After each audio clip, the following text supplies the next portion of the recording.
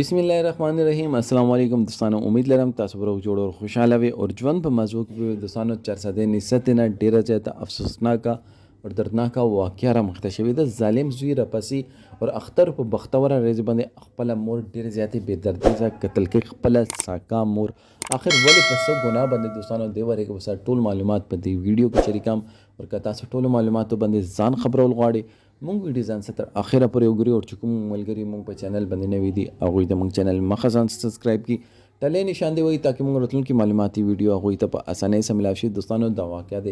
چرسد نسیت ده چې ظالم زوی په اختر په بختوره ریس باندې راپسې او خپل مور اول وای ور وټکي او هغې نه بعد حلاله کی او هغې نه بعد فرار شي. اخر ولې هغې مور نه اخر داسې څه غلطي شوې وه غلطي صرف دومره غونډه شوې وه چې هغې خپل زوی راپاسولو سار وختي کې چې زویه راپاسه اختر بختوره ریز دا منځ وکړه او راشه ما سه اختر مبارکي وکړه او دا خبره په هغه باندې دومره زیاته بده ولګېدله چې اول خپله مور وواله چې بیا یې پې زړه یخ نه شولو نو بیا یې خپله مور په چاړې باندې حلاله کړه. دوستانو استغفر الله چې یو زوی دې حد پورې ظالم کېږي چې اختر په بختوره ریز باندې خپل مور سره په سمې طریقې باندې خبره نشي کول هغې مور سره چې هغې خپل لاندې دغه جنت مور حقوق خدا ایوې طریقې باندې هم نشي پوره کول. مور حقوق خو چې یوه کاس خپله بوډۍ مور ضعیفه مور په خپل اوږو باندې کېنولې وه او وام حج یې پې کولو نو بیا هم ورته د غیب نه اواز راغلو چې تا یا پرې هغې ایوې شپې حق نه ده ادا کړه چې کومې شپې باندې یخنۍ شپه وه او تا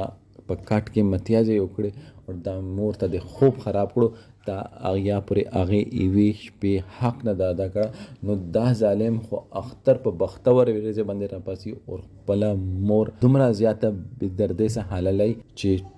پورا نسته چرسده په غم کې ډوبه ده چې یو ظالم د حد پورې څنګه تلل شي اور هغه هم په اختر په بختوره ریزې باندې اختر په بختوره ریزې باندې خو الله پاک د بخشش اعلان کړی وي اور دغه داسې کار وکړو چې دغه آخرت هم تباه ده دغه د دنیا هم تباه ده اور د کلي والا خو ته داسې ناست دی چې دا کله هم د کلي طرف ته راغلو دا کس پولیسو گرفتار کړی دی. خو دوستانو چې یو کس چې کله لعنتي شي